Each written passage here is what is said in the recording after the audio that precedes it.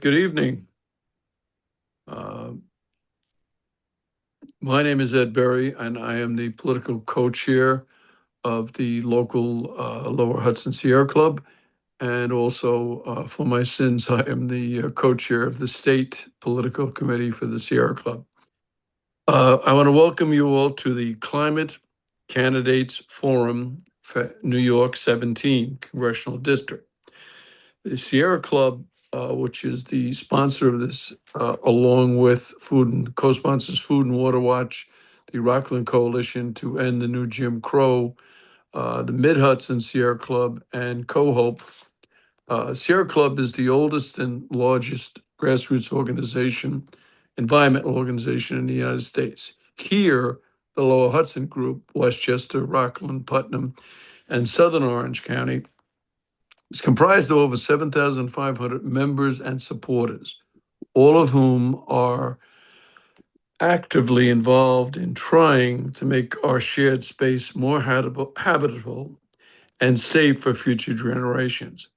That means breathable air and drinkable water. That means more reliance on clean and renewable energy. Uh, this evening, we have the different candidates who are running in the Democratic primary who have agreed to join with us and answer some questions that have been pre-selected. There will also be an opportunity for the attendees to type in questions in the chat, and we will go through those and we'll pass them along to the moderator, Michelle Dietrich, and some of those will be answered at the end. We can't guarantee all of them, but we'll try and get in as many as we can. Uh, Questions will go in the alphabetical order of the candidates, as will the opening statements. Then at the end, we'll reverse alpha order for the closing statements. I think that's pretty much the rules and regs. With an And, audience and, like this, I and, don't have and to I just, talk and about. I just want to Sure. mention that they should put the questions in the Q&A. There is no chat. Oh, and the Q&A, my bad. Thank you, Peggy. You've saved me yet again. This evening, our discussion will be moderated by Michelle Dietrich, who is both the founder and chair of the Democratic National Committee's Council on the Environment and Climate Crisis. I'm going to hand over her particular introduction to Paul Presidu, my co-chair, who has worked with her more closely and knows her better. Paul? Thank you so much, Ed, and thank you for your leadership statewide for the Sierra Club, politically making sure that we're on the right side of history and putting Mother Nature on the ballot and making sure we know who our climate candidates are. And the woman I'm introducing should not need any introduction with fellow members of the environmental community, especially members of the Democratic Party, because she is honestly the standard bearer and our banner woman with making sure that the Democratic Party is on the right side of history in advocacy for our planet and our renewable energy infrastructure. Chairwoman Dietrich is a union member, a farmer, and most importantly, a battleground state organizer in the state of Michigan. A labor leader that's also been doing incredible work nationally and also an environmental advocate exemplified through her advocacy and creation of the Democratic National Committee's Council on the Environment and Climate Crisis in 2019. Also, she's a no stranger to electoral politics. She is an organizer that helped flip a rural seat from red to blue in Washtenaw County, Michigan, and also served as the vice chair of the county government's legislature.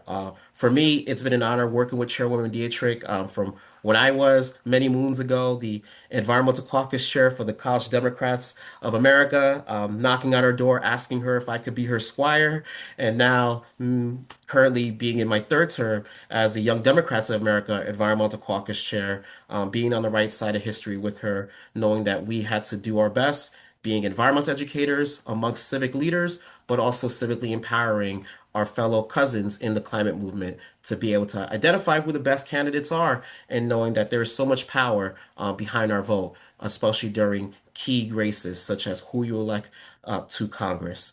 So with that being said, I would like to give the floor to the Honorable Michelle Dietrich, founder and chair of the Democratic National Committee's Council on the Environment and Climate Crisis.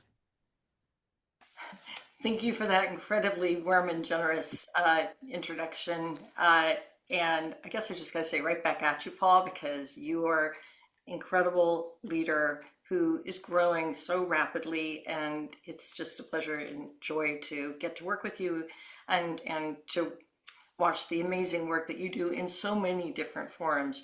And thank you too to Ed Berry, Chair Berry. Your work is well known and so important, as is this forum, and it's an honor to be here. And thank you to the candidates. Been a candidate myself. I appreciate your running. So I think we'll dive right in. I'm going to explain the forum structure, and then so that's going to begin with your opening remarks. Then we'll move on to questions that I have been given to read to you. There will be a question and answer period, and then there would be closing remarks. In terms of rules, you will all have equal speaking time. The time limits will be strictly enforced, I think, by Chair Berry, correct? Is that, no, someone else? Paul. Paul, okay, great. And that's how you're going to do it, Paul? So everyone knows you're going to, okay, great. So, perfect. Yeah, there'll be no interruptions. If you need me, if you're fourth in the lineup or second in the lineup and you need me to repeat the question, just let me know. Otherwise, I will assume that you're good to go. So, but I'm glad to reread the question if necessary. And we will be starting the candidate opening statements alphabetically by last name. And then I'm going to be rotating the order in which the questions are asked after that so that no one has to be first every time. Okay. Good. So I think that is it. And we are ready to dive into candidate opening statements, beginning with Ms. Conley, please. Michelle, thank you so much. And thank you to the incredible team that brought tonight together and to the incredible work of the Sierra Club for decades in advocating for our communities and our environment. I am Kate Conley. I am a very proud West Point graduate, Army Special Ops combat veteran, and my family goes back here in the Hudson Valley, 4 generations of blue-collar workers who've helped build it. And I think about my career and the path that I've taken in life in terms of public service. And that was shaped by the values that my family and our communities here in the Hudson Valley instilled in me. That's why I went off to West Point after 9/11, served for 16 years as an Army officer, did 6 tours overseas, went to the White House to serve as the Director for Counterterrorism, and then as a senior executive at the Cybersecurity and Infrastructure Security Agency, working to ensure the safety, security, and resilience of our nation's critical infrastructure that we're going to be talking about tonight. But my life started here in the Hudson Valley, during the time when climate change was a heated debate, and we saw it playing out in real life every day. I remember the debates over whether to dredge or not dredge the Hudson River. When we were talking about the PCBs that were impacting our communities and the river and our wildlife and our health and safety. And over my lifetime, I have watched as climate change has gone from this almost academic debate to a national security crisis, where we are watching as Americans are killed, lives are lost, communities are devastated because of the effects of climate change. And for my generation, you don't have to convince us of it. We have been living through it. And with that, I think we've also seen how the generations prior have failed to meet the moment in addressing this type of crisis with the urgency that it requires. And so when we talk about what do we have to do going forward, I do believe that there is a new generation of leadership that's coming up that recognizes that we inherited a world, a country that is worse off than our parents did. And we have to break that cycle. We have to make sure that when I hand this community, this world, this country off to my children, that it is better off, not worse. And so that is why I am doing this. It is why I'm running for Congress, because there are so many issues out there right now that are jeopardizing what has been so true for this country for literally centuries, which is that our best days are still ahead of us. And what we have seen is this administration, enabled by cowards in Congress like Mike Lawler, don't care about our future. They don't care about our communities. They're focused on corruption and greed to line their own pockets and those of their buddies, to include some of these billionaire oil execs that have exacerbated the environmental crisis that we're going to be talking about tonight. It's time for change. It's time for a change in leadership. It's time for a change in outcome. And that means putting leaders in place who not only understand the crisis we're facing, but most importantly, how to get to the solutions to solve them. And that is where my experience working at CISA, working with FEMA on critical grants to help repair our critical infrastructure to ensure its security and resilience are going to be so essential.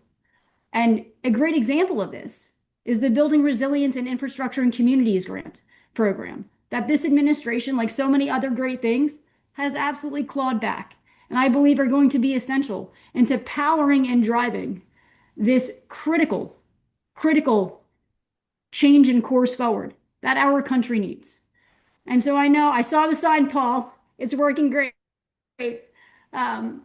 But in short, I am doing this because I love my community, I love my country, and I love this world. And I believe that climate change is going to be my generation's true litmus test for whether or not we can be leaders of change. And I am stepping up to do this because I believe we can solve these problems. But it is going to take a new kind of leadership that's focused not just on the white papers and having more discussions, but we know the problem. It's time to deliver solutions. And that's what I've done my whole life for this country, leading America's sons and daughters in some of the most dangerous environments in the world to keep our communities, the American people, our world safe. And that's exactly what I will do as a member of Congress. That I can promise you. So thank you all for the opportunity to be in front of you tonight. Really looking forward to the discussion. And thank you all again for putting this together. Thank you, Kate. Moving on to Ms. Davidson. Thank you so much to the Sierra Club and all of our coalition partners for hosting this forum, along with Michelle, so that we can all talk about the climate crisis, which is one of the most important issues facing us in this critical midterm election. For those of you who don't know me, I'm Beth Davidson, mom of 2 kids, 2-term school board member, and a Rockland County legislator who won my seat with the endorsement of the Sierra Club. And it's because of that that I'm able to not only make change in my own community, but stand up to Donald Trump and Mike Lawler every day in real time for the community I've called home for 20 years. I'm going to start with a quick story.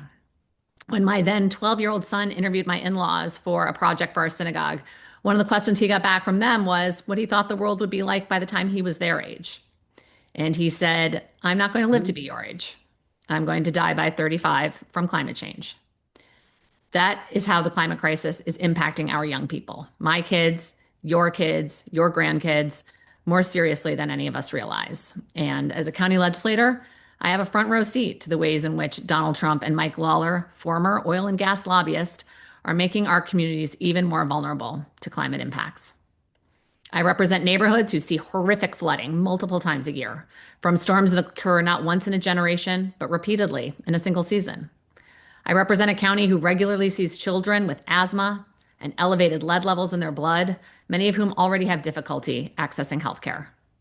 I represent a county with multiple waterfront villages who depend on a clean and thriving Hudson River for recreation, economic vitality, public health, and our very way of life, and are still traumatized by the repeated leaks at Indian Point, along with Holtec's continued threats to release radioactive water into the Hudson. You'll hear me say repeatedly tonight that you don't have to wait to see what I might do in Congress to fight the climate crisis. I'll tell you what I'm doing right now to take the fight to Donald Trump, Lee Zeldin, Chris Wright, and yes, Mike Lawler in real time. As chair of the Task Force on Water Resources Management here in Rockland County, I'm leading the fight for source water protection in the Hudson Valley. I'm taking on salination issues in our rivers and streams as a result of the increased use of road salt we're seeing with these tough winters, which I know has impacted Putnam, who's already done excellent research on this that we're looking at in Rockland as well. I'm working to reduce PFAS and PFOA in our wells, our aquifers, our streams, our groundwater. I'm demanding better state enforcement of our phosphorus rules. The runoff from the fertilizer that big box stores sells causes the harmful algal blooms that we're seeing not only in our rivers and streams, but the largest one in recorded history that moved down the Hudson last summer. And I'm proud to have, with the support of many of the folks on this Zoom, passed the first countywide resolution in New York State opposing Project Maple's pipeline expansion. I spent the first 17 months of Trump 2.0 doing what I've done here for the last 20 years, organizing alongside groups like the Sierra Club on both sides of the Hudson to oppose their harmful cuts and toxic policies, while also using my platform as a legislator to take the fight to Donald Trump and Mike Lawler in real time. That's a record and a commitment I'll take to Congress if you send me there next year. Thank you. Thank you so much, Beth. Moving on to Ms. Phillips Staley.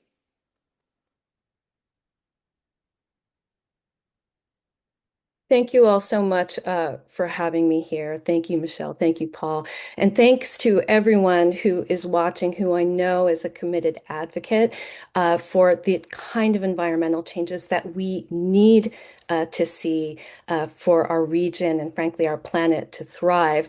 My name is Effie Phillips Staley. I am a 3-term trustee in the village of Tarrytown, where I have raised my family. I've also been a lifelong social justice worker and advocate, particularly for the Hispanic community as it relates to environmental justice and civic engagement, disaster relief, and so many things that sort of impact communities of color disproportionately.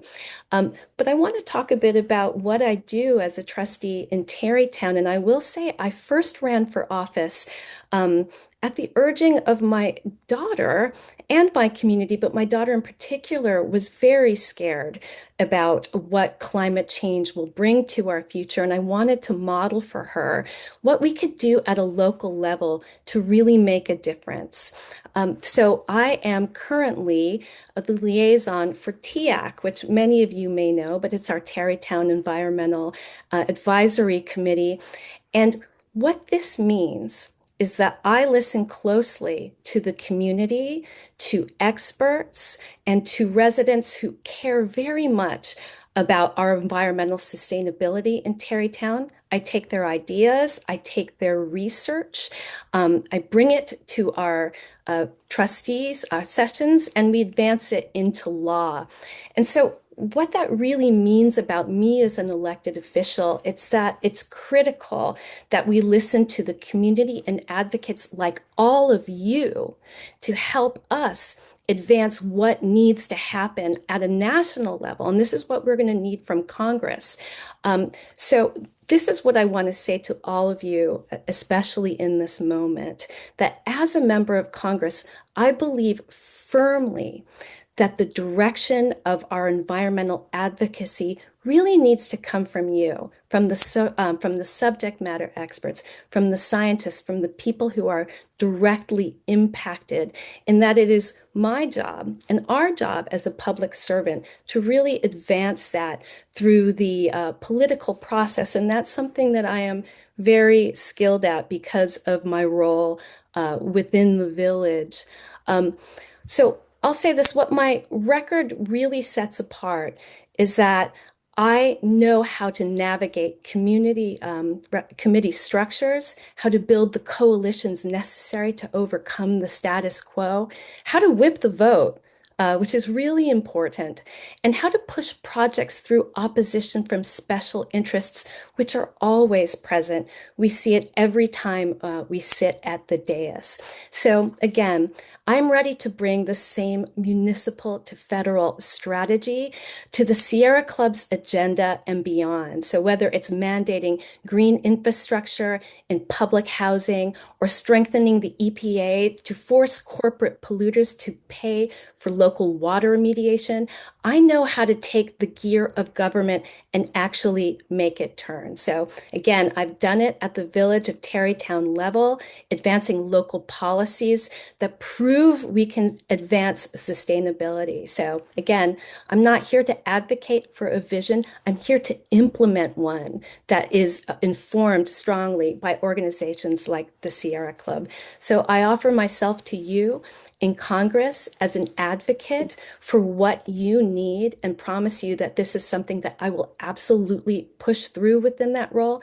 I have the track record to prove it, and I look forward to learning from you and to advancing the vision that you know our district and our nation needs. And so thanks so much for having me. I look forward to your questions.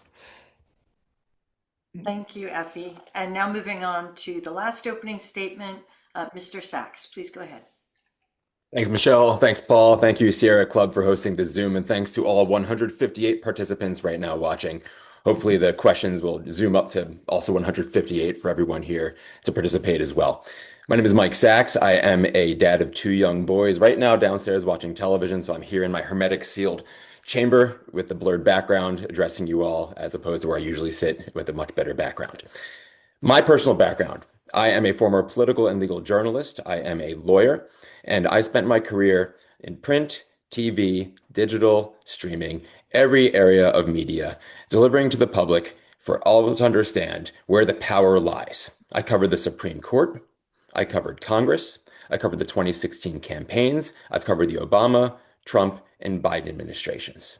And what I learned, having a front row seat, sometimes quite literally, from the Citizens United oral arguments to being on set as the feeds were coming in from DC on January 6th, is that for too long we have oriented our policies and our politics towards those who are seeking to capture our government.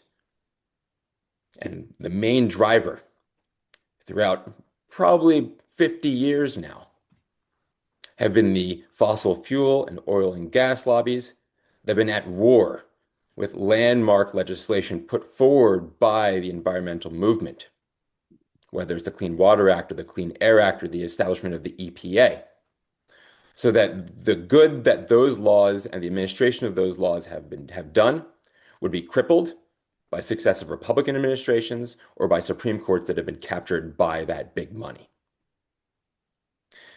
In my reporting, in my education, in my career, I've been laser focused on finding, rooting out, exposing, and combating those now dark money elements that have stood in the way of ensuring that my children right now downstairs watching television can have a clean and secure and stable environment so that they don't have to say what Beth's child so unfortunately said, that they fear they will not live until 35.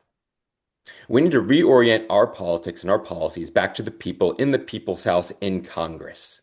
For too long, we have lived by and lost by a Supreme Court that we thought would be our savior, that denied standing to the Sierra Club in the early 70s to stand for the trees and those that would be destroyed, and by an executive who, when in good hands, seeks to protect the environment, only to get that cut down by the Supreme Court, and in bad hands, deregulates everything on behalf of the fossil fuel industry that pays for their campaigns to get into office.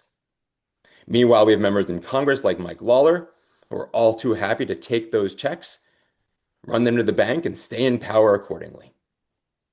So we need to take on that power structure that has been erected so to keep us and the people and our planet from achieving a livable planet for posterity. And that's done by passing laws. That's done by eliminating the obstacles to pass those laws, such as the Senate filibuster. And it's done by keeping laser focused on the final boss that stands before us, the Supreme Court. Because when Trump is gone, they will still be there. When Trump is gone, there will still be Republicans who have exact identical environmental policies as he does, seeking to reverse or gut the laws that have already been passed. So we must amend, we must add, we must create new, innovative, and current environmental laws, acts of Congress that cannot be struck down, cannot be watered down by Supreme Courts and administrations. And I'm coming to this race with that sense of power. How will we use our power when we have it to ensure that we make achievements that are durable and sustainable so that they cannot be repealed or watered down as we move forward? That's why I'm running for Congress across all issue areas. But the environment has been the through line from the very beginning of the right-wing capture of our government. Thank you. Thank you, Mike. We are now moving on to the questions part of the program. There are 5 total questions. I will ask the question. Each candidate will get 1.5 minutes to respond. So the clock starts after I finish asking the question. Again, I will be rotating who goes first. And if you need me to repeat the question, if you're the second, third, or fourth candidate, I'm glad to do so. Please just ask me at the beginning. And that will not count as part of your time. So the first question we'll be asking Beth Davidson to start with the reply. And here's the question. The climate crisis is immediate and urgent. At the same time, the Trump administration has gutted funding for climate research, slashed staffing for the EPA and other climate-related agencies, rolled back decades of climate-related regulations, and dismantled the very legal foundations on which EPA oversight of emissions was based. Do you support the goals of 50% reductions in emissions by 2030 and a net zero economy by 2050? What would you do in Congress to reach these ambitious but urgently needed goals?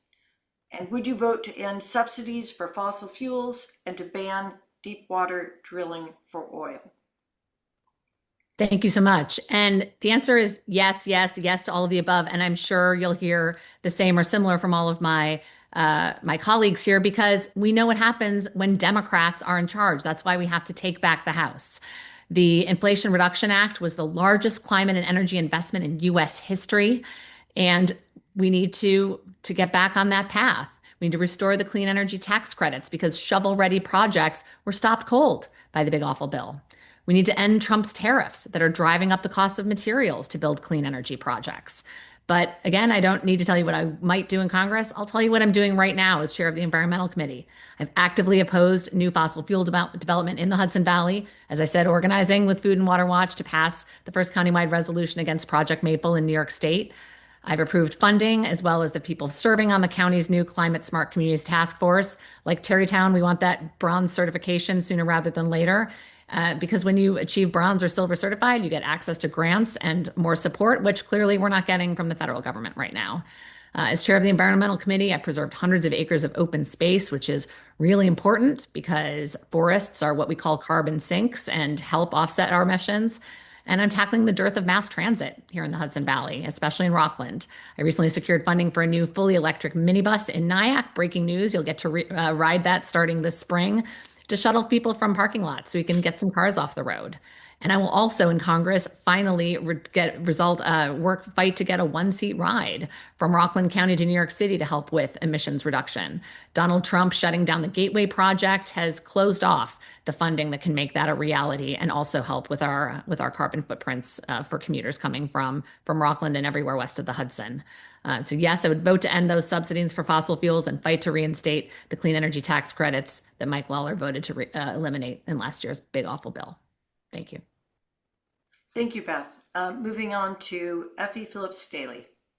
Sure. And yes, we absolutely would support the 50% reduction of emissions by 2030 and a net zero economy by 2050. And I mean, the wonderful news is that New York State has already been an incredible leader in this regard with the goal of a net zero economy by 2040. And as a trustee in the Village Town, we have taken full advantage of what the state and the federal government has offered in enabling us to advance that. So as a member of Congress, I understand deeply what local communities and municipalities need to help meet these goals. So of course, we have NYSERDA, we have the DEC, we have lots of incredible organizations like the Sierra Club and infrastructure in place, but we can't do it ourselves with our tax base. We need the power of the federal government to incentivize these changes, to which Beth pointed out that Tarrytown has been able to get bronze status. One of these things that, I can say to my daughter, look at what we're doing to help achieve a safer community. In Congress, we need the funding, of course, but we need the EPA to be fully funded and to have teeth in terms of enforcement. Like, how can we really get the job done if we can't force companies like Wheelaburton to renew their permits, right? And to stop the kind of polluting that they do. We can't have policies just in name. We have to have policies that can be executed. And this is something that, again, I know how to do in partnership with advocates as a village trustee.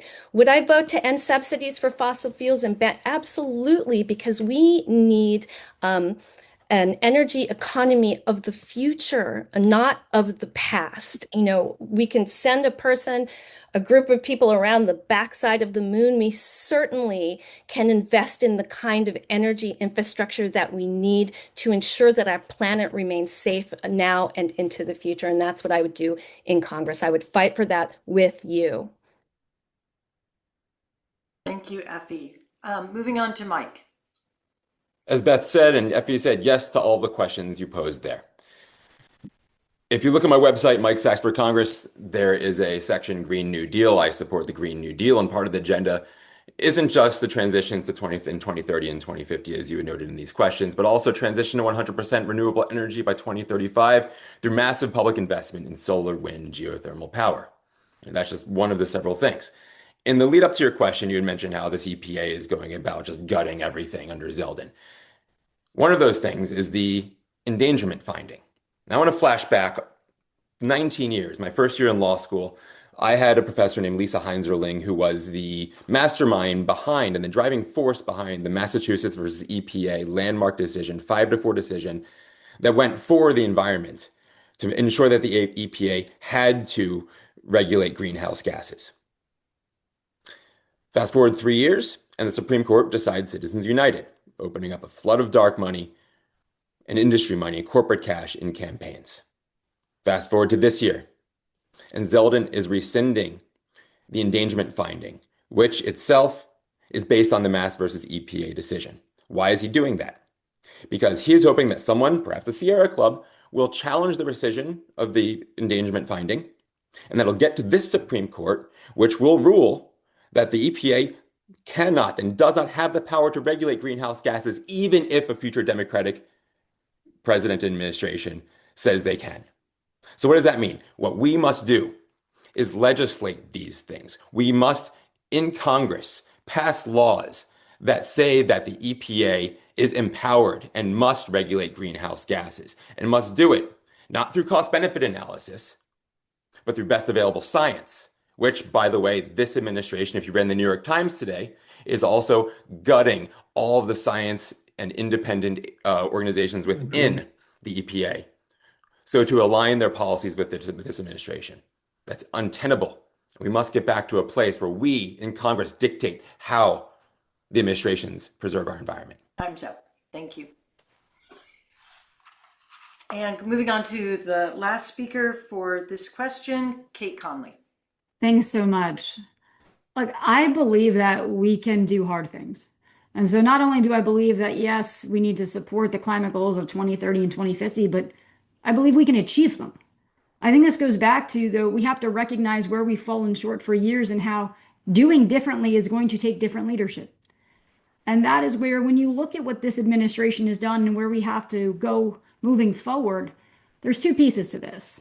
The first is we have to undo the harm that Trump and his loyalists and lackeys like Mike Lawler have caused. And that is everything from defanging and defunding the EPA, which we must restore and invigorate and empower, to restoring the tax incentives that businesses and people were using to transition to things like solar, wind, and geothermal. And we need to restore the federal funding to those critical projects, to include some of the wind projects that we here in the Hudson Valley were going to benefit from, that Donald Trump ceased funding to. And now we're going to pay almost $1 billion to a French company to not even get the work done. What we are seeing is not just counterproductive, it is harmful. And so we have to fix that. But we also have to go beyond just undoing the harm and recognize we need disruptive solutions going forward. And so I do believe that means prioritizing our people and resources. So that is ending subsidies for the fossil fuel industry, taking those monies, those resources, and prioritizing the actual modernization of our grid and these priorities that are going to be essential to a better country, better community, and better world. And so that means we need to update our electrical grid. We need to increase the tax incentives. We need to expand direct investment in solar, wind, and geothermal. We need to do all of these things to make sure that, again, these goals become reality and we don't settle for anything less. And I know how to do that because in my last two jobs, the last 4 years, I worked with Congress. I worked with members. I worked with committees. I helped write federal legislation. I oversaw and executed national budgets. So you don't have to ask if I know what to do on day one. I've been there and can do it, and I'll deliver here. Thank you. Thank you. Time is up. Thank you. I do just want to alert you, Kate, that you're glitching a little bit on the Zoom. So if there's anything you can do on your end for that, it's just a little, but so moving on to the next question. The first response will be coming from Effie Phillips Staley, and I will read the question. And once again, if you need the question repeated, any future speakers, please just ask me. Many politicians are blaming rising energy costs on renewable energy and the electrification of our energy. What is your understanding of the relationship between rising energy costs and the transition to renewable energy? Mike Lawler has spoken repeatedly about an all-of-the-above approach to energy. Do you agree? And do you support the continued expansion of gas pipelines and other gas infrastructure? And you have 1.5 minutes again to respond. Effie, go ahead. Thank you. So my understanding is really, again, rooted in my work as a trustee, where we're working very hard to change zoning. And we've been successful at this, actually, to allow battery storage units to supplement the energy grid. So we don't need to draw on expensive brown energy from plants so far away during peak usage. And so that is incredibly expensive to draw from coal plants that are, in other states to supplement our usage. So I believe that really it's market manipulation by fossil fuel companies and actually by Con Ed that really impact our energy prices. And it's a failure of investment, like what we're trying to do in Tarrytown, that gives us the option to have cheaper energy, for example, to draw from battery storage units. So look, I mean, we know the data exists that solar, wind, geothermal, and hydro, is better for the environment. And if we invest in these things and invest in the jobs to maintain these things, that it's actually better for our economy, it's better for people, and the prices are better. So the federal government absolutely has to push these things. Like in Tarrytown, we once had a municipal energy program established by Sustainable Westchester that gave us the option of getting hydropower sourced electricity for just a fraction of the cost. These are the kinds of things that I would push to reinstate because I know exactly how it hits the wallet of people at home. Oh, and there's more. I'm sorry, and I'm used up on my time. No, Mike Lawler, I don't agree with Mike Lawler. Okay. And no more pipelines. So moving on to Mike Sachs, please. Yes. All right. So to take it question by question, what's my understanding of the relationship between rising energy costs and the transition to renewable energy? Doesn't even need to be my understanding. I'm looking right now at a paper in the Electricity Journal that came out just a few months ago from the Lawrence Berkeley National Laboratory called Factors Influencing Recent Trends in Retail Electricity Prices in the United States. And what they found is that the combination of high renewable portfolio standards and costly or low renewable energy supplies in a select few states, well, it shows that historical deployment of clean energy has no correlation with costs. And actually in states with the highest increase in renewable generation from 2019 to 2024, Iowa, New Mexico, South Dakota, they've seen the largest decrease in electricity rates. So that first question, that's my understanding. There is no connection, and blaming rising energy costs on renewable energy and the electrification of our energy is a canard. I wonder who's putting that into our water system. Lawler's spoken repeatedly about an all-of-the-above approach to energy. Do I agree? Not when we don't have to. No. We have access to clean, renewable energy that's now, for the first time globally, producing more energy than we need.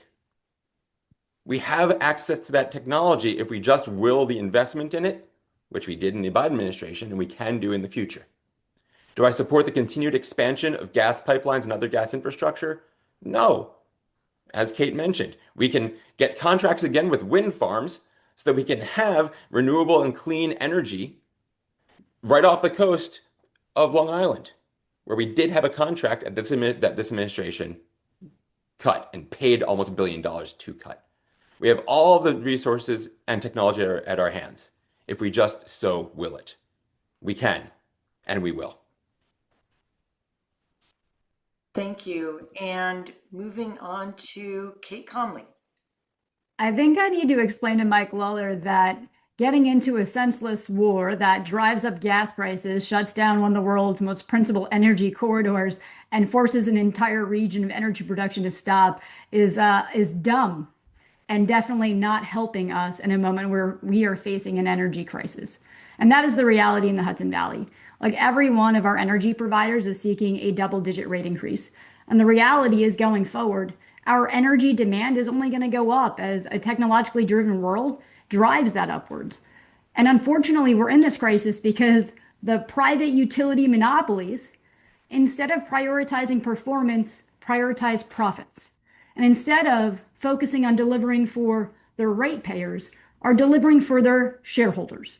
So the failures of our utility companies to invest in the changes needed to modernize and update our grid is part of the reason why we are facing these incredibly high prices that are only going to continue to go up. And so we have to talk about how do we solve this, right? And to do that, one, we need to focus on policies that are going to deliver real-time and immediate relief to actual people. What I mean by that is incentivizing the procurement and installation of renewable energies at homes and businesses, right? Getting people to greater energy autonomy so they're not reliant on these monopoly utility companies and they can consume less from the grid because they're producing more on their own. This is possible. This is not impossible. And I can tell you that we also need to be updating our national grid to include right here in the Hudson Valley. My work at CISA, the Cybersecurity and Infrastructure Security Agency, I worked on helping secure and ensure the resilience of our energy grid across this country. And I can tell you, we are failing right now to meet the moment and certainly meet the future. And so we must be restricting federal funding from reckless things like gas and fossil fuel pipelines and infrastructure, and instead prioritizing how we build the grid for the present and future that we need focused on renewables. And I will tell you, when it comes to geostrategic competition, China's kicking our butt right now. They're already 1/3 of their energy consumption has been electrified. We have to take this on again as a national security challenge, step it up, and invest like we do in other national security crises. Thank you. And the last person to take the question is Beth Davidson. Yeah, so all of the above, as also known as let's go nuclear and drill, baby, drill. No thanks. The connection between that somehow renewable energy development drives up costs is a red herring. Ask anyone who's gotten solar on their homes, and they'll tell you their electric bills are a fraction of what they were, even at their lowest. The transition to clean energy also could save the average family up to $7,200 per year on energy costs. And let's not forget how closely public health is related to clean energy. It could save them an additional $1,500 in healthcare costs. And then when we look at jobs, tax credits passed as part of the Inflation Reduction Act turned New York into a hub for building clean wind energy components. More than 6,500 jobs, $2.5 billion in investments have been lost in New York due to the Trump administration's energy policies. It's why once in Congress, I'll fight to reinstate those clean energy tax credits that Mike Lawler gutted and then realized he gutted too much, writing a strongly worded letter to the U.S. Senate to ask for some of the money back. And as I've said time and again, we don't need a pen pal, we need a congressman. As chair of the environmental committee of the Rockland County Legislature, I did pass the first countywide resolution to the question on gas and oil pipelines against Project Maple in New York State, which, for those who don't know, would have expanded a pipeline, run it right along Indian Point. What could possibly go wrong alongside a fault line, pop up in the historic battlefields of Stony Point, dump a dirty air compressor right in the town of Ramapo, which already has children and families with marginalized health incomes. So this isn't theoretical to me. And so stopping that and stepping up to say no to that was climate leadership in action. In the county, we're also working to implement solar on county properties, install EV chargers in county parking lots. We need to move the needle everywhere we can. And the reason that funding is so important and why we need to take back the power of the purse so that we can help counties do that is because so many municipalities are ready to do the work. New York State, as we said, is leading the way on clean energy goals, but we need the funding and the support from the federal government to do it. Funding that Mike Lawler has voted time and again to take away. Thank you, and thank you all for your answers to the second question. We are moving on to the third question, and the first person to respond is going to be Mike Sachs. Nuclear energy is not renewable energy, but some leaders argue that it is clean energy and that an expanded role for nuclear energy will be necessary. What is your stand on nuclear energy? Would you support continued subsidies for nuclear energy and its continued expansion, including small modular reactors? Mike, go ahead. No, I would not support continued subsidies for nuclear energy and its continued expansion, including small modular reactors. My stand on nuclear energy is that we do not need it. We do not need to reopen Indian Point, as Mike Lawler is advocating for us to do, alongside those who are trying to make money off of doing so. We do not need to reinvest in 20th century technology when we have all the 21st century technology at our disposal. I mentioned and talked about in my previous answers that we have our wind, our solar, our geothermal that can drive down energy costs, that can make us the world's leading technological advancer of these technologies. We have all of it there. We're ready to do it. We can put forward a Green New Deal where we're also putting to work thousands of Americans, hundreds of thousands of Americans, even millions of Americans, to ensure that we are the ones, not China, that are leading the way to ensuring that we have a planet that's safe and inhabitable for our children. It's all there. It's all there. And we got started 4 years ago. And we can get going again. But nuclear is not the answer. Absolutely not. The answer is clean, renewable energy. We can do it. We just have to have people in Congress ready to fight for it and ready to take down every obstacle that stands in the way to make sure it happens. Thank you. And moving on to Kate Conley. Yeah, so Mike Lawler's little PR stunt just shows he's trying to distract us from the real issues that he and this administration continue to fail to address. Indian Point is not the solution. Reopening Indian Point is dumb. It was built in the 1950s with a 1940s understanding of nuclear technology before scientists even understood the environmental impacts that we now know today or recognized that they were building it on fault lines that they would only discover years later. There is no excuse for us trying to reopen and utilize Indian Point. There are far smarter and faster ways to get after this problem. And this goes back to how government continues to fail. But where there is a path forward that is better in every way, we could be installing solar and geothermal in days compared to the years to decades building some of these more industrial plants are going to take. And so focusing on how, again, we can get to greater residential and business energy autonomy through tax incentives that also stimulate the American domestic manufacturing base for solar, for wind, for geothermal, for renewable. We should be making America a global leader in renewable energy and using this crisis as a catalyst to do it. You know, to use the old quote, never let a good crisis go to waste. Well, we're facing an environmental crisis and an energy crisis. We've got two of them. So let's harness it and do something real. Let's drive change. And so I am not supportive of reopening Indian Point. I'm incredibly supportive of us doing things that will actually alleviate the cost of energy today on people. And that is where, again, renewable technologies that are already there, helping with residential solar, helping with community solar. These are things that we must do more of. A key part of that is going to be FEMA BRIC grants.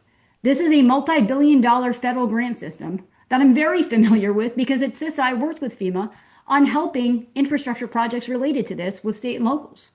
And this grant program is something that I think we need to hypercharge. This is the vehicle that we can literally help use to drive into the future of a renewable and better, more modernized energy grid across the Hudson Valley and across the country. But this goes back to having partnership at the federal level to help our state and local governments deliver. And that is where we know Mike Lawler will not be that partner. But with my experience, I know I can step up and be that better partner on day one. That's why when folks ask, what committee do you want to go to if you get elected? Energy and Commerce is where I want to go, because I believe this is essential to the future of our community and our country to get right. And like I said before, my generation, we are dealing with the failures to address climate change head on. And we are committed to breaking this cycle. And that is going to take investment and prioritization on new and smart solutions, and getting away from old solutions and dumb excuses, but focusing on what we really need to deliver. So as a member of Congress, I will fight like heck to deliver BRIC grants to our communities, to help lead the charge nationally on modernizing our grid and building up a domestic manufacturing base for renewable energy. So America becomes not just the proponent and advocate and champion, but the world leader in this space. And that'll also bring jobs and economic opportunity. Thank you. Thank you. And next up is Beth Davidson, please. Thank you so much. Such a good question. Again, opposing nuclear energy, particularly at Indian Point, is something I'm doing right now, standing up to Mike Lawler in real time. When Mike Lawler brought Secretary Wright up to Indian Point to announce their plans to restart nuclear at that 64-year-old bucket of bolts, I picked up my environmental activist in Rockland, because we got a carpool, be environmentally friendly, to zoom up to Buchanan to meet my fellow environmental activists from Westchester and join a press conference saying hell no to nuclear at Indian Point. I'm a 2-time cancer survivor. I'm not interested in being a 3-time cancer survivor. The idea that restarting nuclear at Indian Point will somehow lower our energy costs is ridiculous. By the federal government's and Holtec's own admission, it would take 5 years minimum and between $8 and $12 billion to bring Indian Point back online. Plus, as I've said, people are traumatized. I met an elementary school teacher, retired teacher up in Peekskill, who still remembers having iodine pills and permission slips for every kid in her class, just in case, God forbid, something happened at Indian Point. And I think this was part of the question about nuclear elsewhere, small modular reactors. When it comes to nuclear anywhere in New York State or anywhere in the country, I would need to see the science to show that it's completely safe, cost effective. We're just not there yet. It's not safe by measurable standards and not cost effective. It's the most expensive way that we can create new energy. So I would want to see that research and science before I would ever vote to subsidize that kind of project. We know that no level of radiation is safe for the human body, which is why I also stepped up to lead the fight locally against Holtec releasing radiological water into the Hudson River. When the federal courts overturned the Save the Hudson Act last fall, I organized a press conference, met environmental activists, elected officials from Haverstraw. Haverstraw Bay is the largest marina on the eastern seaboard, completely dependent on the Hudson for its commerce, public health, way of life, to stand up and say hell no. Mike Lawler has been attacking me for my stance on this issue, which tells me I'm exactly where we need to be. Thanks. Beth, and moving on to Effie Phillips Staley, please. Thank you. So my stand is that nuclear is the technology of the past, and it makes no sense to throw good money after bad, especially since renewable energy is the future. And those funds have been horribly cut by the Trump administration in a way that undermines all of our futures. So no subsidies for nuclear energy. Federal economic resources really has to go to renewable technologies to upgrade our infrastructure, for workforce development for our most vulnerable residents, like vocational job training for unionized labor around these new technologies. And I would say particularly for residents in environmental justice zones like Buchanan and Peekskill, where Indian Point is located and where Indian Point has been a problem for many decades. We have to be looking towards the future. We can't keep bringing back technologies of the past just because lobbyists push Mike Lawler to do it, just because his donors push him to move in a direction that's against our interests and in the interest of their profits. Thank you, Effie. Moving on to question number 4. And I have to say, these are, thanks for making me sound smart, Sierra Club. These are great questions. Nearly 25, oh, and this question will go first to Kate Conley. And again, it's 1.5 minutes each. Nearly 25% of our greenhouse gas emissions come from mining and drilling on our public lands. And given the great harm that it causes to our air, water, and wildlife, would you oppose any new drilling on federal lands and national parks? And second part of the question, would you support legislation to repeal drilling in the Arctic refuge, new areas in the Gulf of Mexico, and previously protected areas? Kate, go ahead. Thanks so much, Michelle. Absolutely. I would absolutely oppose any new drilling, and I would absolutely viscerally support any efforts to repeal the drilling that has already been approved and the critical areas like you talked about, the Arctic refuge off the Gulf of Mexico. This is, again, where we see this administration so reckless, focused only on money and profits and not on protecting our future. And that is inexcusable. And this goes back to, I will be a fierce advocate for protecting our most sensitive and important lands and our natural environments. Because going back to, I believe we can solve these really hard problems, like reversing the impacts of climate change, but we have to stop doing the harm. And I am incredibly proud that I have groups like the National Resources Defense Council Action Fund that has endorsed me, because they know that I will go to bat every single day to ensure the protection of our environment and of our future. And I think this, again, must go back to, we have to be directing funds away from these traditional forms of fossil fuel energy development and consumption towards cleaner, renewable, and more efficient means that are also faster to deliver and develop.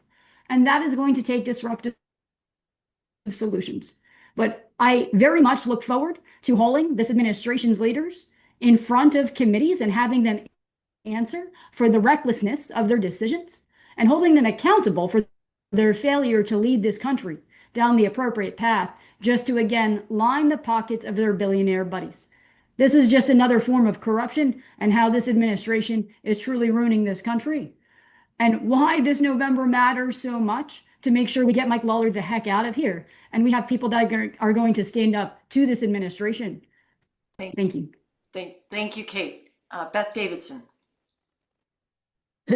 Thank you. So, nerd alert, I wrote extensively about this over about 6 years of writing for the Sierra Club. This came up time and again. I could at one point rattle off all the national monuments that Donald Trump was shrinking and trying to drill on.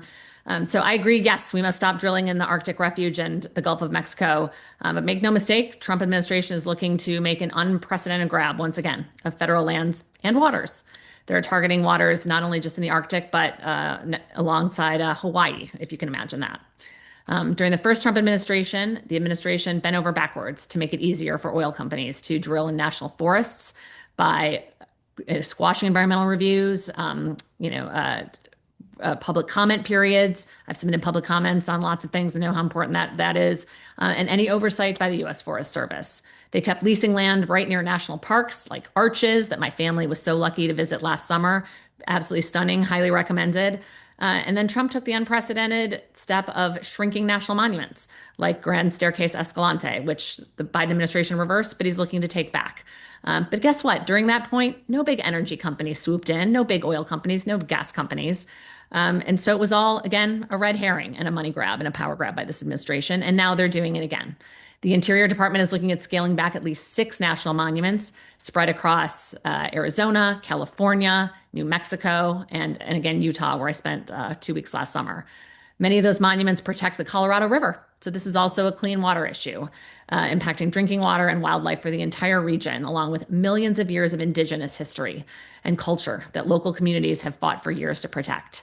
So as a member of Congress, I'll do all of the above in terms of stopping those oil and gas leases and then strengthen the Antiquities Act. That's something we really have to look at doing so we can protect our national parks while opposing fossil fuel projects there as well. Thanks. Thank you, Beth. Effie Phillips Staley. So yes, I will oppose any new drilling, fiercely oppose any new drilling in the Arctic refuge, the Gulf of Mexico, and of course in our national parks. It is actually a great joy that my family and we are big national parks fans. But I think it is critical not just to oppose, but to gain and mobilize environmentalists and organizations across the district and the nation to really, really push this by signing on a letter to the U.S. Department of Interior, but really more than anything, that's showing power because right now Congress seems to think it's okay to advance the agenda of corporations, of the fossil fuel industry, and they do it over the needs and the will of the people.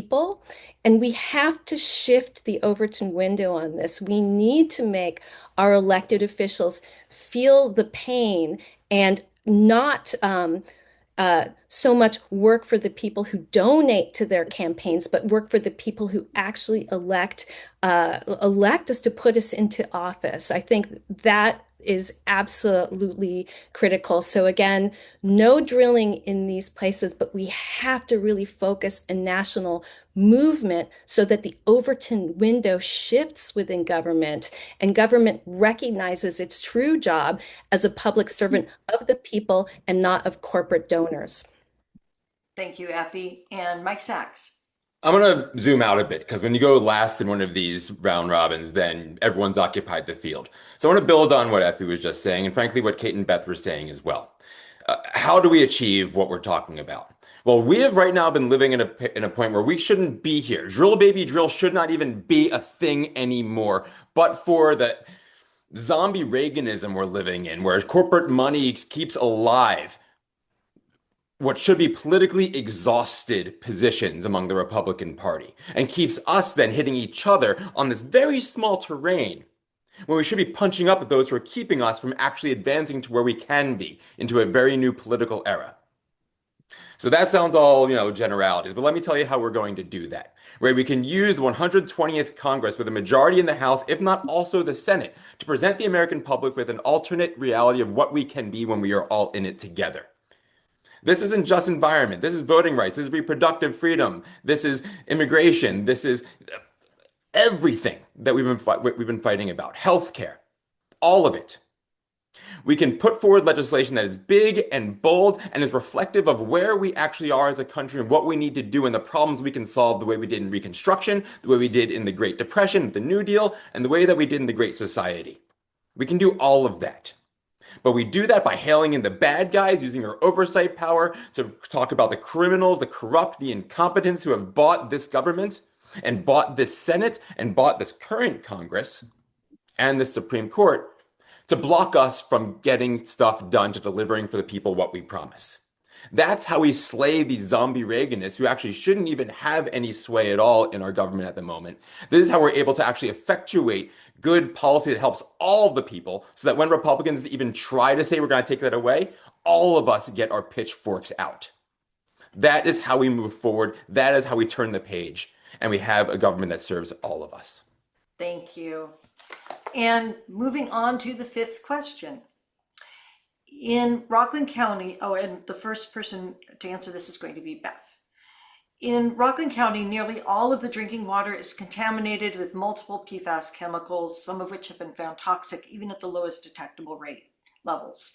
At the same time, the EPA has proposed rolling back regulations on PFAS chemicals in drinking water.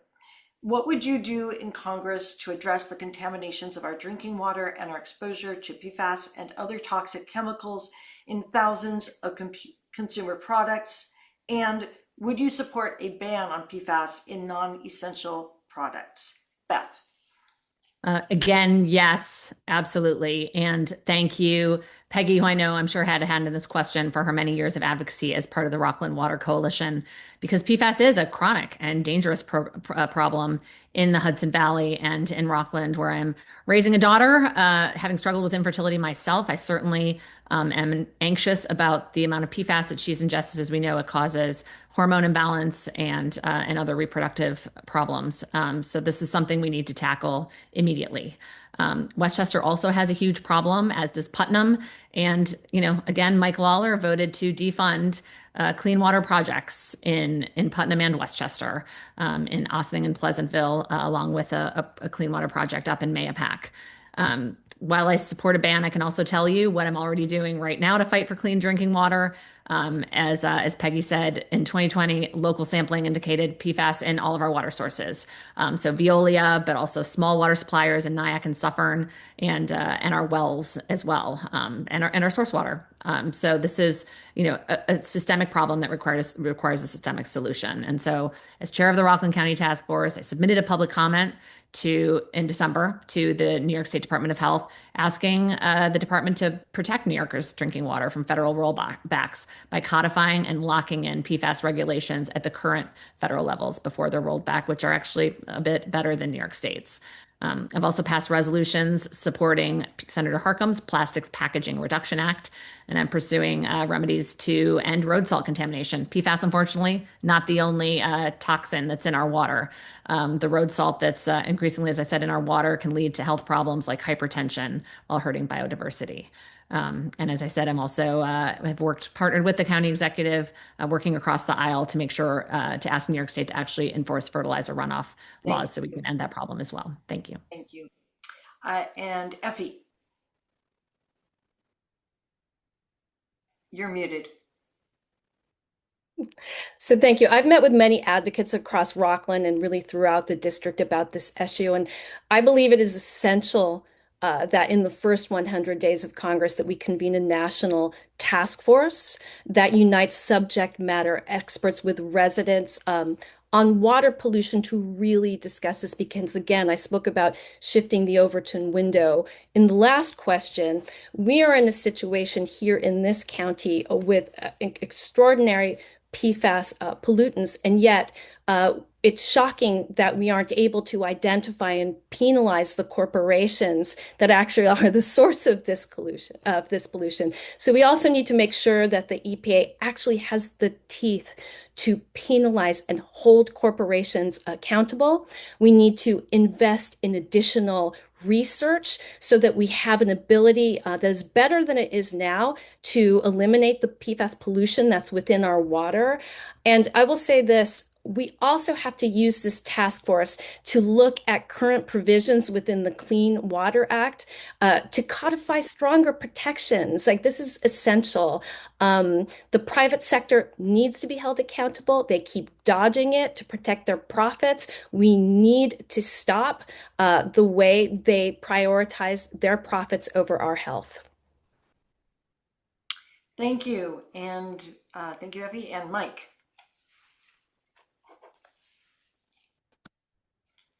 You're muted. Mike, you're muted. Sorry, I was just reading the question out loud, so you didn't miss any substance there. But what would I do in Congress to address the contamination of our drinking water and our exposure to PFAS and other toxic chemicals in thousands of consumer products? Well, we legislate. We legislate and we then have oversight. We bring in the people who are getting in the way of our legislation. And we say, do you want those guys to win or do you want us to win? Make a show of it on the House floor. That's one way. Also, ensure and have oversight over the members of our administration, like Lee Zeldin and the EPA, that are at this very moment rolling back the PFAS and the PFAS regulations that the Biden administration put in. They've delayed the reporting requirement, saying that the new rule will likely come at the end of the year, and they're creating new carve-outs for industry so that they do not have to abide by whatever rule they're going to put forward that'll be still less protective of PFAS than already existed. Those are a couple things. So I would support a ban on PFAS in non-essential products. But these have to be also very well written so to avoid the Supreme Court saying that it's not constitutional, which then we would have to confront the Supreme Court. They also have to be written in a way that could preempt states from undercutting, but also allow states to be more protective if the federal government falls behind.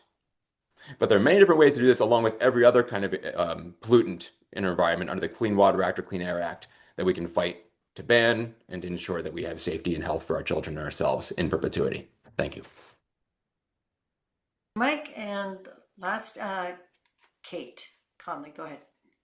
So this one I kind of want to throw up the flag of like, it is inexcusable that it is 2026 and we are still talking about a failure to actually address PFAS. I think this is a really important reflection of an example of a public health failure, candidly at every level of government. Like we've known PFAS is bad since the 70s, right? In 1998, the EPA received its formal declaration that PFAS was a major health hazard. And to Mike's point, there has been legislation, right? But it hasn't had the teeth, and I think that's been deliberate. PFAS regulation and the failure to do that is a great example of how government gives a problem lip service, but then does nothing to actually address it. We have known PFAS is terrible for decades, and we're just still talking about, oh man, it's bad. We should study it and maybe do something. And I think this gets to the point of why people are so frustrated with government. Enough with the excuses. Let's start acting. Because this problem is not going to fix itself. And so I do think there's some really important things for PFAS specifically that we need to do, and I promise to be committed to. I think number one is making sure PFAS is designated as a hazardous substance under the Comprehensive Environmental Response, Compensation, and Liability Act. We've got to Mike's point, give people teeth to actually enforce these things and hold those who are responsible accountable. And I think that is the biggest point here is we have allowed these legislative loopholes to happen and didn't shut them. And enough is enough. But I think this PFAS issue is emblematic of what we've seen across the environmental sphere, where again, we recognize a problem, but we don't actually fix it. We spend decades saying, that's bad, getting worse, oh man, instead of actually doing things. And I think it is that frustration that you're hearing from me and my generation, where we're like, enough is enough. We've been saying it's been a problem for a very long time. Let's actually get together and deliver results that are making people's lives tangibly better. And so, thank you. I see the X, Paul. I was going to keep going, but I respect it because Michelle's really enforcing it. Thank you. So we're going to switch it up a little bit. That was the end of the 5 questions. There is a bonus question. And you're going to have 60 seconds each to answer it. The order is going to be Effie, Mike, Kate, and then Beth. And the question is, what is your stance on data centers? And Effie, you are going to go first. Thank you. 60 seconds. So watch the time. I'm watching it on my phone too. So data centers are a perfect example of government failing to take charge of a very serious situation, because frankly, I don't think it's a failure of government to take charge. I think it's a willful oversight because of how politicians are funded. AI centers draw from they pollute our water sources. They make our energy bills higher. AI itself is completely unregulated in a way that's destructive, not only to our environment, but to ourselves as well. So I would say that what we have to do is be very strict with these new technologies to ensure that people are put first and not profits. These companies are all about profits and all about advancing technology at the expense of us and our jobs. And we need government because government has the power to fight back against the billionaires. Thank you. Mike. Sorry, repeat the question one more time. Thank you. What is your stance on AI data centers? Oh, they're awful. They suck up all of our water. They emit pollution into the air, and they don't provide any actual secure, lasting jobs, all in service of a solution to a problem no one was asking for. It's a problem that didn't even exist. So I oppose AI data centers, and to the extent they're an inevitability, then we need to ensure a proper regulatory regime so that they comply with the statutes on the books, whether it's the health and safety of the Clean Water Act, Clean Air Act, so they're not putting effluents into our various streams and waters around them, or OSHA to ensure that there's workplace safety in there. And we also need to create an entirely new regulatory regime to ensure that there's not just national security, but also worker safety within the AI industry and global, like an IAEA inspections regime to ensure that the AI industry doesn't overcome safeguards to our global safety from nuclear weapons to actual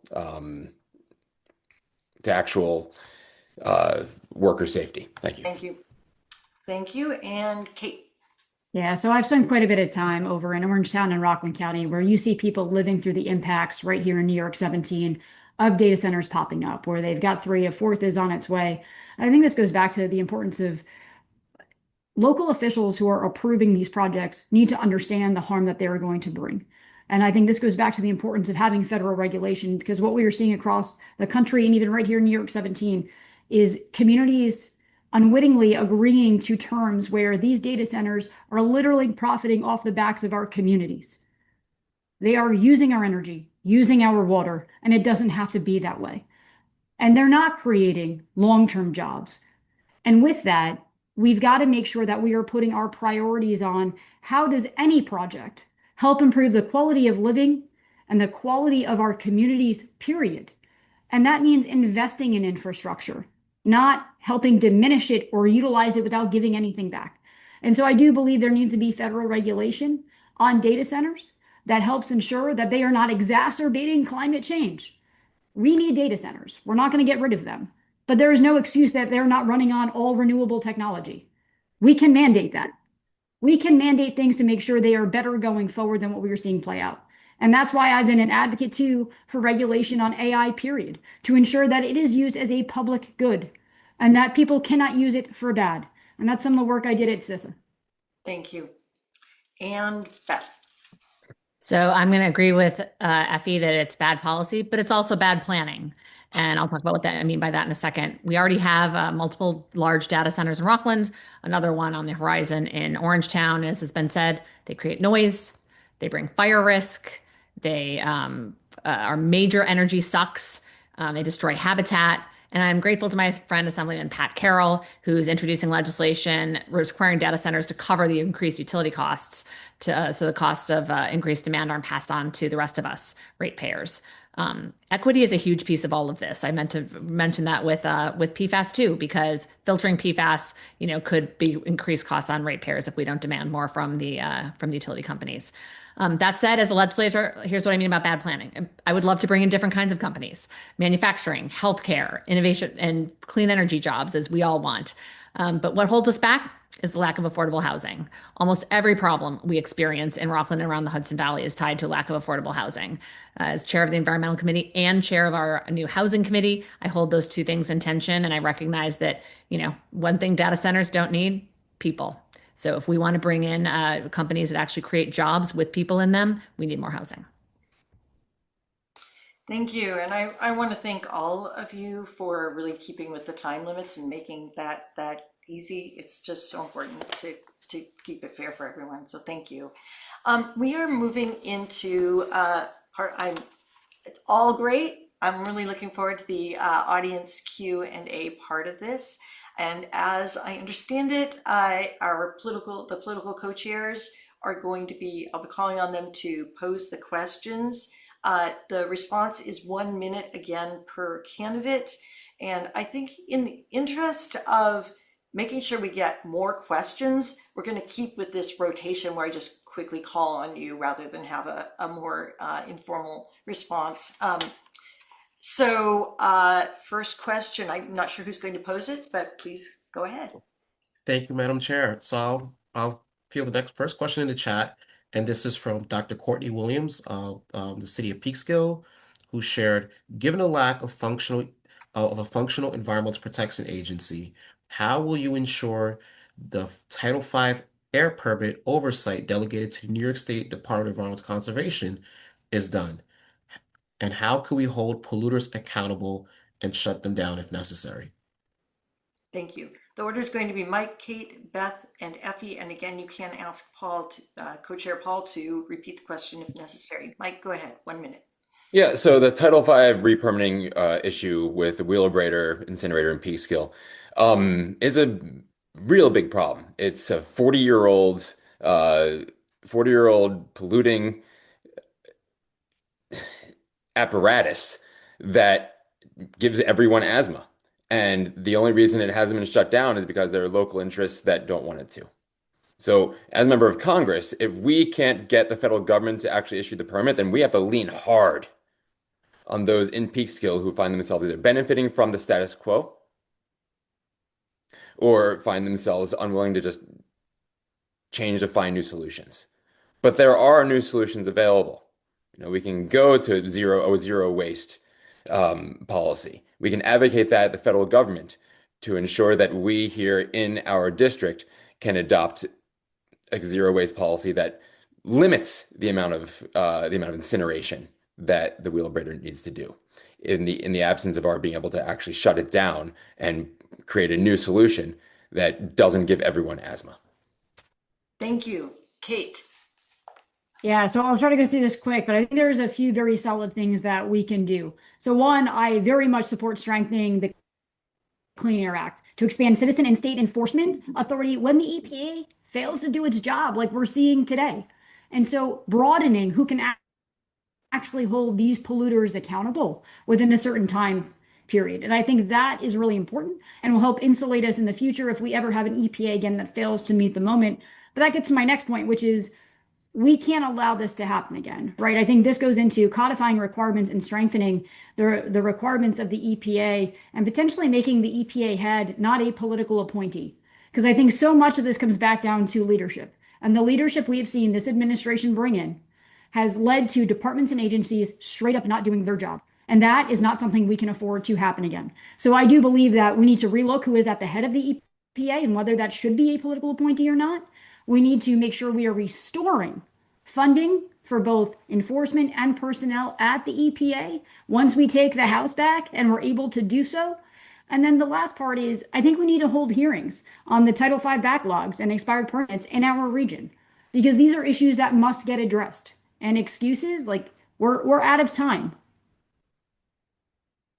Thank you. Beth. Thank you, Courtney, for all your advocacy on this. And yes, Wheelabrator has been a nightmare for your communities and for your children. It's, just why I opposed Project Maple, because I foresaw the same nightmare happening with a dirty air compressor right in the middle of Ramapo. I was doing some research for my day job earlier today and came across the American Lung Association's Clean Air Scorecard. Rockland got an F, Westchester got an F, Putnam got an F. Dutchess came in with a D as the winner of the group. Not that that's a winner. And so this is a problem that's happening across New York 17 and something we have to address. Dealing with our current EPA administrator, hauling him in front of an oversight committee. Yes, restoring funding for enforcement and personnel. And guess what? That's not going to happen when we have $1.5 trillion going to defense spending in next year's budget. As I say time and again, show me your budget and I'll tell you your priorities. And it is certainly in this administration more wars rather than protecting our kids and our communities. Thank you, Beth. Effie. This to me is a situation that neither party gets a pass on. Like the Wheelabrator situation with Title V has been happening for such a long time. Republican administrations, Democratic administrations, nobody has plugged the loopholes that allow them to actually enforce anything. So I would say that as a member of Congress, I would use my power in partnership with all of the advocates who understand what has to happen with Wheelabrator to put pressure on every level of government including the federal level and the EPA, to ensure that this situation is enforced and that we deal with this. It cannot go through another election cycle. And frankly, I believe that the activists here should hold every level of elected office accountable, make sure that they commit to this or vote them out or vote them out. And I would ask you to hold me accountable as well in Congress, because this is something we have to deliver on now. Thank you. Moving on to the next question.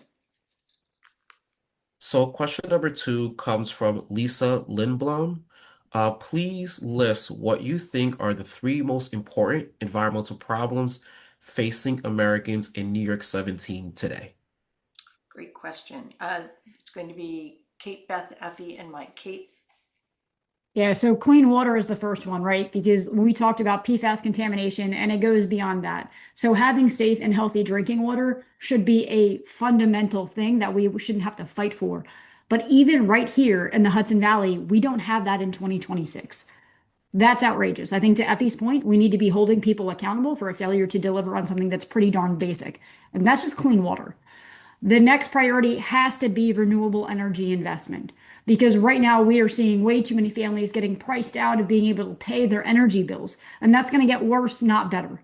And so that is where investing in renewable energy here locally and helping with the tax incentives and other financial breaks that minimize the barrier to being able to actually pursue those things. So that means reinstating the tax incentives where you could write off 30% of the installation of solar on your home. That wasn't enough. I think we have to go further. I think we have to do a far better job of subsidizing residential and business solar and geothermal right here in New York 17, leveraging federal grant dollars. Again, take it away from fossil fuel. They don't need the help. And Mike Lawler and his gas lobby, we know why he's not fighting for this. We know where his loyalties are. And it is certainly not with us or what we are trying to do for our future. Effie. I'll be very quick. I made a mistake. It's Beth next, right? Beth, my mistake. I apologize. Beth, go ahead.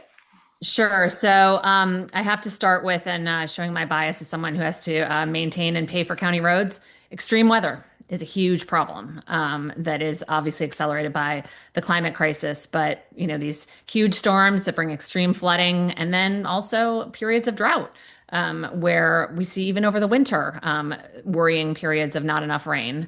That we have to then moderate in the summer. And as part of the, as chair of the task force, I'm on water resources management, happy to have the opportunity to promote water conservation. It's hugely important. I'd also obviously say clean air. As we see, because of projects like Wheelabrator, like the other dirty energy projects we see around the region, we've seen an increase in lung cancer and asthma among children and adults in the Hudson Valley and in Rockland specifically. And then I would also say the lack of public transit. We're not going to be able to reduce our carbon footprint in the Hudson Valley, particularly in Rockland, if we don't have better transit options. And so, I did used to take public transit to the city every single day, drive to a train, to a subway, to walk another half a mile took about 2 hours. There, an hour and 45 minutes back, thanks to a express stop in Pearl River. We can talk about transit-oriented development there another time, but that's a huge need as well. Thank you. And now Effie. Thank you.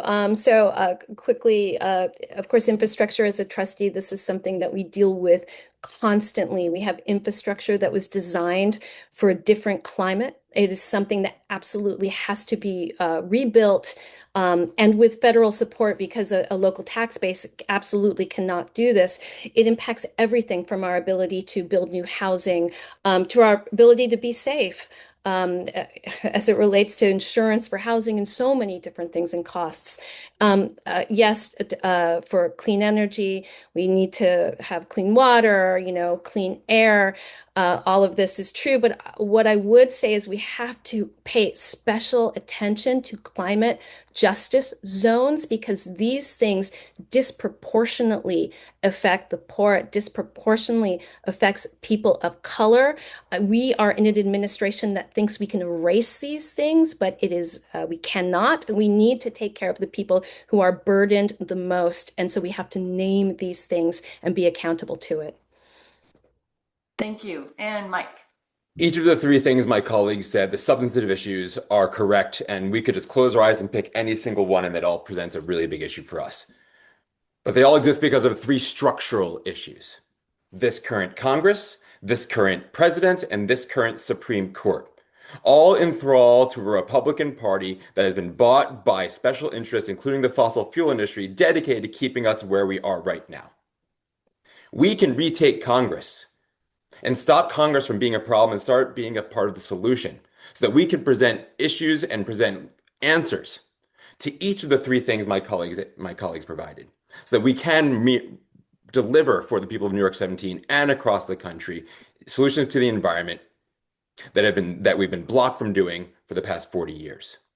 We have to end this past political era where we've been fighting over a small terrain because that's been dictated by those who've been funneling money into our system, who have interest in keeping us there. Take back Congress, we lose the issue of that. We then have to fight the president, and then when the president's gone, we'll have to fight the Supreme Court. But we can build that political power to unlock this era and bring us into something new where we serve everybody. Thank you.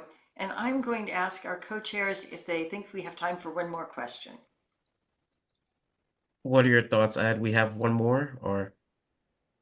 We're at 8:30, and we did tell people we were gonna, end at 8:30. So I think we should end. All right, sounds good. All right, well, Being respectful of everyone's time. I just think that's the best way to go. did you want to move into closing statements? Yes. Okay. And those are going to be in the reverse order of the opening statements. And so, and they are 2.5 minutes each. And we're going to begin with Mike Sachs. Hey, thank you, everybody. And again, thanks for everyone watching. You've noticed the theme perhaps in all of my answers, not just what we have to do, but how we have to do it. Focus on the power centers and take them out. Now, it's not quite May the 4th, but there is a Death Star lurking, deciding that's aimed its laser at our planet to destroy us. That is the US Supreme Court. So I could give a final peroration of why I should vote for me, but I just want to give you where I'm coming from and what my worldview is here to save our world. After that 2007 case I talked about, Mass v. EPA, which said that the EPA actually had to protect against greenhouse gases, and Citizens United came down and things changed. We had a Supreme Court by a 5-4 vote with no reasoning in 2016, striking down President Obama's Clean Power Plan. That was by executive regulation. Then we had a Supreme Court that struck down Biden's Clean Power Plan just like a couple years ago. All the while, we had a Supreme Court that in between served Republican administrations, letting Trump do what he wanted to do in 1.0, and that's now getting ready to allow polluters to get around state lawsuits when the federal EPA won't step up. Every which way, Democrats, when holding the White House, have tried to help the environment. This Supreme Court has nuked it. Every which way, Republicans, when holding the White House, have tried to deregulate and hurt the environment. This Supreme Court has blessed it. When Congress has the power to create new legislation, not executive action, but legislation, to hem any future president in who wants to deregulate, and to empower any future president who wants to ensure clean air and clean water in this country, we must do so. As a confrontation to this current Supreme Court. So if they dare try to get in the way again, if we hadn't already by now, we add seats, we reform, we create term limits so that we have a congressional supremacy in this country, not a rule by courts, not a rule by a president, and definitely not a yes king. But we must take the power back in Congress. We must be not only the first branch, but the primary branch of government that dictates how the people want this country to be. Not in a capricious executive and not unelected lifetime tenured judges. That's the only way forward. And that's the only way we can actually pass laws and protect our environment. It's the only way. And I ask you to join me and join us in ensuring that be the case by taking back 120th Congress and creating this alternative vision and Thank taking you, on Mike that Death Sachs. Star. Thank you. Effie Phillips Staley. Thank you all so much for your time and for hosting this forum and for your exceptional questions, which, we all learn from all the time, because the key for a member of Congress is truly to represent the kind of advocacy and expertise that you put forward and advance that so that it becomes the law of the land. And I know in many ways that feels like it has been impossible. I remember being a kid during the Carter administration, if you can imagine that. We were embroiled in a conflict with Iran at the time. Gas prices were out of control. But when I was in elementary school, we had all this curriculum around renewable energy. And for me, it was a wonder. At that time, I thought, wow, this is really the future. And I especially remember the lessons around solar. So I get the disappointment that younger generations feel about the failure of this nation to advance a green future that we needed in the 70s and still need now. I know that every single person watching this is equally disappointed, but I think the lesson to me is not so much that politicians have failed to turn the gear, it's that they have chosen not to. And the reason they have chosen not to, or let me put it this way, the reason they choose to ignore this critical thing is because it doesn't benefit who they believe they are serving, which are corporate interests, which is the billionaire class. We have the technology, the capacity, the know-how, the activism to advance these kinds of changes, but it's really been our government working for who they think their actual masters are, which is not the people. So I put myself forward to you as a true public servant. I take no corporate PAC money. I take no special interest money. And not only that, I am going to fight those forces to dial back Citizens United so that we can actually work to serve the people. Time is short. We need to get it done now. We need to change our system of government that keeps us down. Thank you. And we need to advance our future with green energy. Thank you all very much. Thank you so much. Moving on to Beth Davidson. Thank you, Michelle. You've done an awesome job moderating us tonight. And thank you again to everyone in the coalition. Effie, I will see your Jimmy Carter and raise you former Vice President Al Gore. We all remember his awesome movie, An Inconvenient Truth. We had the companion book. But what have we seen since?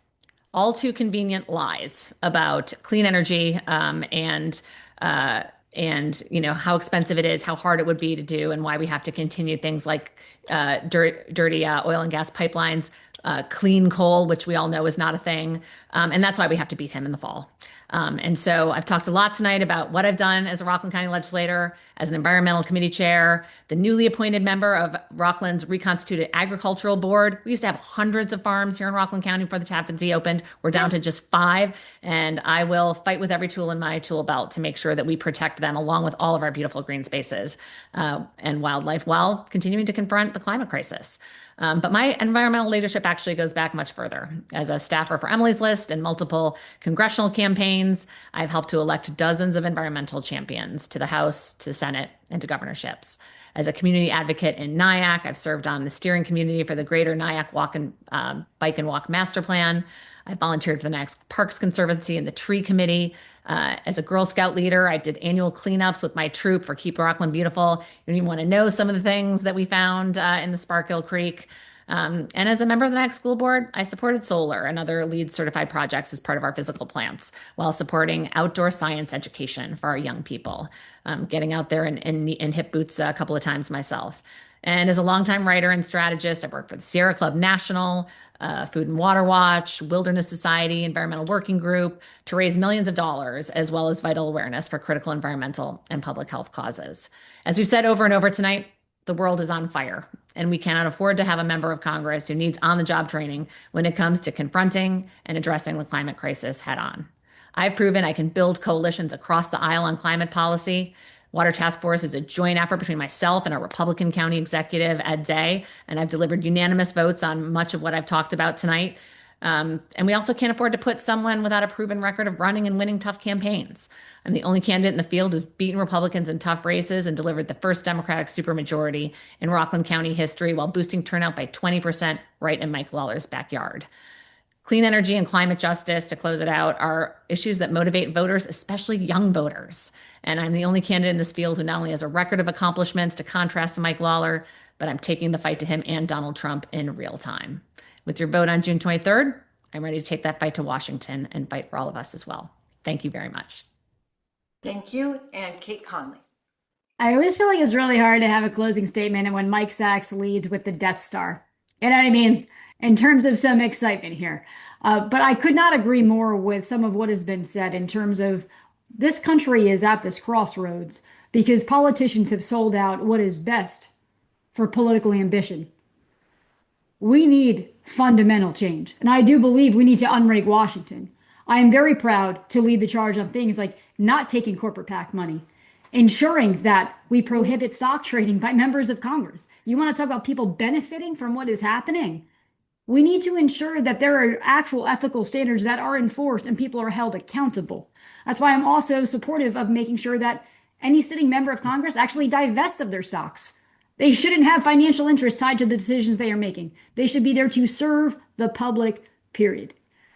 And we talked about a lot of really important issues tonight, about climate, about our infrastructure, about how we both combat climate change and the affordability crisis. And all of these things are so, so important. The sad part, though, is we don't get to fix any of that with Mike Lawler sitting in this seat. So when we talk about what we need to focus on, the only way we get to fix this is if we get to govern. And the only way we get to govern is if we win. And when you talk about what it takes to win New York 17 now, with a district where 28% of registered voters are unaffiliated or independent, this is a district that we can no longer win with just Democratic voters alone. We need to be able to appeal to the voter as a person, not just a party, and to bring them over. People who still share our values about what America is and what we should be fighting for every day. And that is where I'm incredibly proud of the incredible campaign that we have built. I have endorsements from over 60 current and former elected officials and organizations from all 4 counties in this district, the only candidate that does. I'm super proud to have just received the endorsement of the New York State Teachers Union, the Putnam County Democrats last week, because they see in me the leadership that's not just going to talk about problems and write more papers and studies, but actually deliver and do things, because that's what I've done my whole life. And that's what I promise you all, that if I have the privilege of representing you, we will fight every day to make sure America's best days are still ahead of us. And our Hudson Valley, the American dream that I got to live here, the first in my family to graduate from college, going off to earn degrees from West Point, from Harvard, from MIT, serving at the White House. And I'm only 40, right? I'm just starting. That's because of what this community enabled me to have the tools to do. So thank you all for the time tonight and for everything you care about and fight so hard for. Thank you. Thank you all so much for your thoughtful engagement in this vital forum. I'm going to thank you alphabetically by first name this time: Beth Davidson, Kate Conley, Effie Phillips, Stanley, Mike Sachs, and I want to thank the co-chairs. Ed Barry and Paul Pressendew. Putting something like this together is a lot of work, and it was incredibly well organized, and I know other members participated in putting things together too. Thank you to all of you. We all live on the climate front lines, so heartfelt thanks for this forum. Okay. Thank you so much. Thank you, guys. Thank you all. May the 4th be with you. I want to thank everyone for everything this evening. I hope this presentation helps citizens clarify their thinking in this important race. I want to thank the candidates and the moderator for their participation, for their hanging in there and answering all of our questions, and making time for their busy schedule. I'd remind the audience that the primary election is June 23rd. And I want to thank you all for what I think was a very elucidating evening. Thank you and good night.